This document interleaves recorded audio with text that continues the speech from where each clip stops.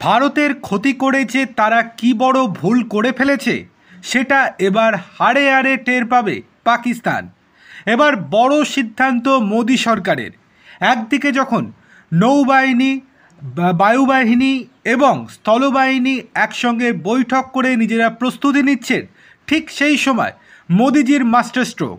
এবার ফাতে মারার পরিকল্পনা পাকিস্তানকে।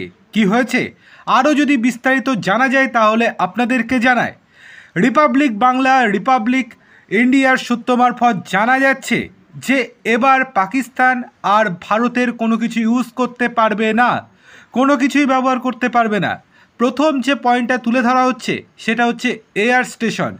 পাকিস্তানের নিজস্ব কোনো এয়ার স্টেশন নেই, ভারতের এয়ার স্টেশনগুলোকেই ইউজ করতো তারা। অবশেষে এই ঘটনার পর সঙ্গে সঙ্গে সিগন্যালিংয়ের প্রবলেম শুরু হয়ে গিয়েছে পাকিস্তানে। সেখানে পাকিস্তান থেকে আর কোনো রকমভাবে ভারতের এয়ার স্টেশন ব্যবহার করা সম্ভব হচ্ছে না।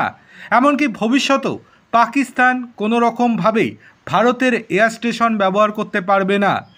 দ্বিতীয়ত হচ্ছে যে সমস্ত খাদ্য সামগ্রী কিছু কিছু ক্ষেত্রে পাকিস্তানে রপ্তানি করা হয়, সেই জিনিসপত্রগুলো আর পাকিস্তানে পাঠাবে না ভারত।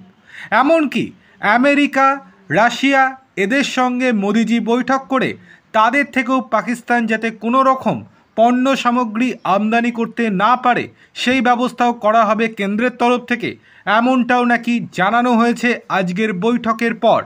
আরও একটা বৈঠক হবে সন্ধ্যে 6:30টার সময়, তারপর চূড়ান্ত সিদ্ধান্ত নেওয়া হবে কেন্দ্রের তরফ থেকে।